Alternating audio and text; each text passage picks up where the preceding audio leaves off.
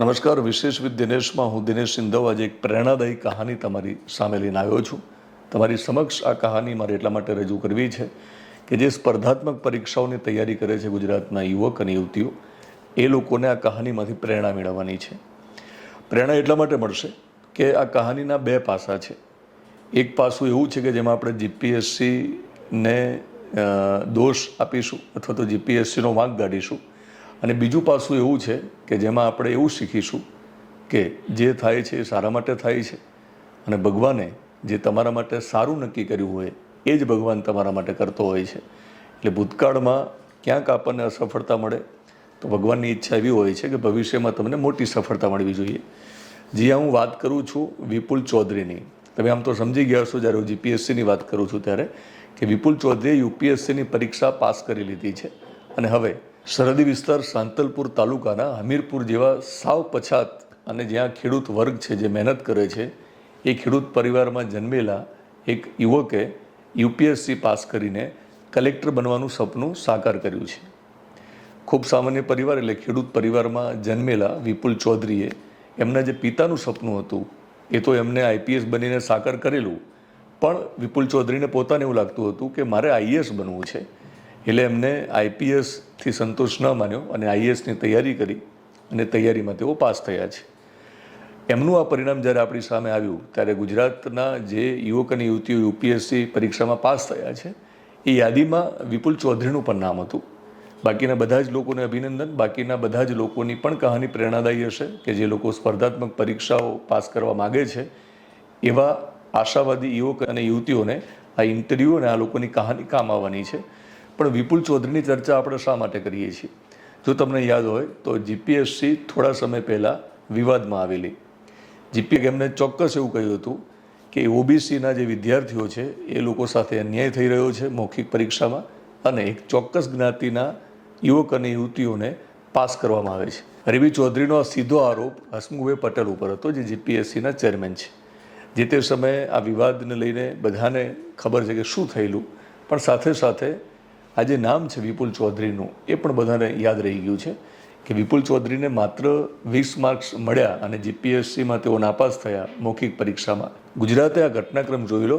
આ ઘટનાક્રમની બધી જ વાતો ગુજરાતને યાદ છે, પણ યુપીએસસીનું પરિણામ જ્યારે આવ્યું ને જ્યારે યાદી આવી ત્યારે વિપુલ ચૌધરીનું નામ વાંચ્યું ત્યારે લોકોને ફરી મનમાં સવાલો થયા, અને ખાસ તો જે લોકો સ્પર્ધાત્મક પરીક્ષાની તૈયારી કરે છે એમને આ પરિણામને બે રીતે લીધું.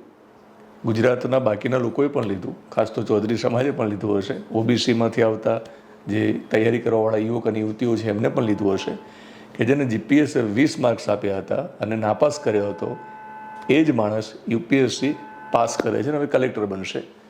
તો જીપીએસસીની જે પદ્ધતિ છે અથવા તો જીપીએસસી અન્યાય કર્યો એવું સાબિત થાય છે.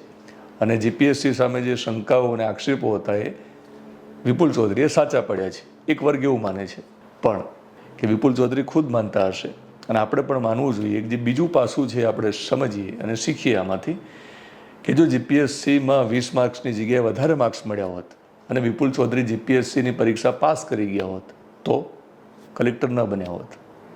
એટલા માટે કહું છું કે એમને પોતાને એવું લાગે છે વિપુલ ચૌધરીને, મારે એમની સાથે જો ઔપચારિક વાતચીત થઈ છે, એમને પણ એવું કહ્યું છે કે જ્યારે તેઓ આઈપીએસ બની ગયા, પરીક્ષા પાસ કરી લીધેલી, ત્યારે એમને એવું લાગતું હતું કે એકવાર સફળતા મળ્યા પછી ફરી તૈયારી કરવી ખૂબ અઘરી હોય છે.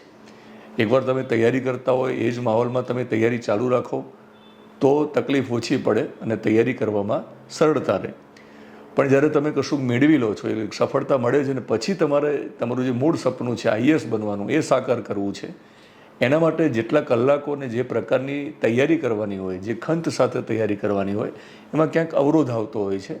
એ અવરોધ વિપુલ ચૌધરીએ ખુદ અનુભવ્યું. એમને લાગ્યું કે એક સફળતા મળી ગઈ એટલે મોટી સફળતા મેળવવા માટે આ જ સફળતા ક્યાંક એમને અવરોધ ઊભો કરી રહી હતી.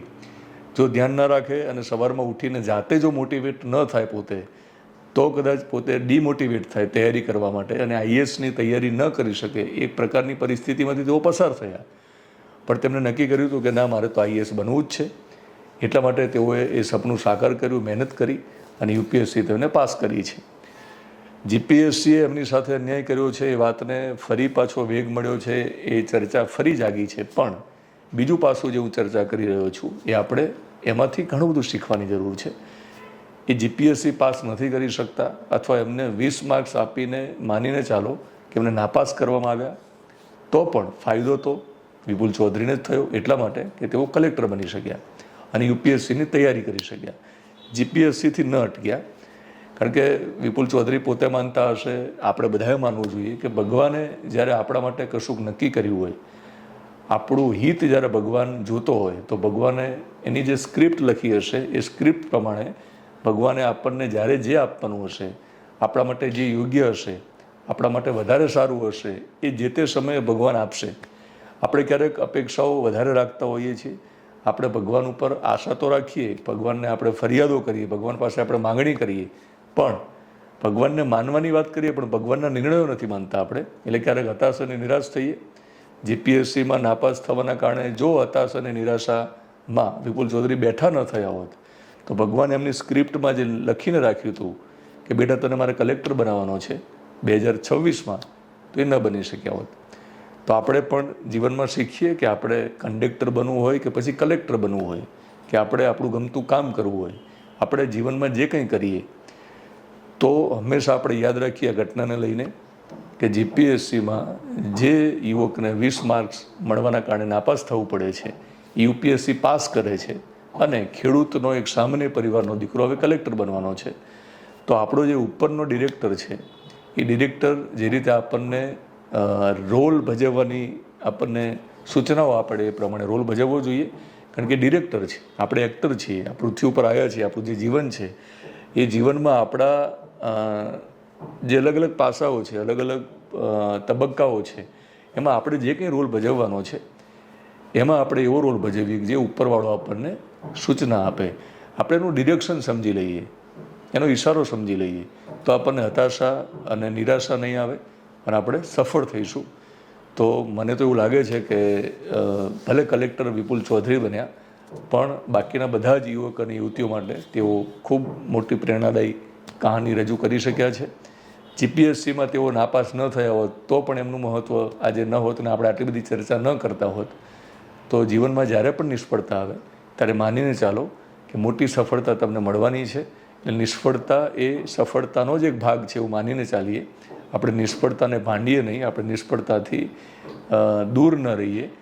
કદાચ જરૂર લાગે તો ભગવાનને પ્રાર્થના પણ કરીએ કે ભગવાન મારા જીવનમાં તારે મને મોટી સફળતા અને મોટું સુખ આપવું હોય તો શરૂઆતમાં તને જ્યારે પણ લાગે ત્યારે, જે પણ તબક્કે લાગે ત્યારે તું મને નિષ્ફળતા પણ આપજે. તો આપણે નિષ્ફળતાને પચાવીએ અને સફળતાનો સ્વાદ માણતા શીખીએ. તો વિશેષ વિથ દિનેશમાં પ્રેરણાદાયી કહાની જો તમને પસંદ હોય તો વધારે લોકો સુધી પહોંચાડો. આપણી યુટ્યુબ ચેનલમાં જોતા હોય તો આપણી યુટ્યુબ ચેનલને તમે સબસ્ક્રાઈબ કરશો. ઇન્સ્ટાગ્રામ અને ફેસબુક પેજમાં જોતા હોય તો ફોલો કરશો.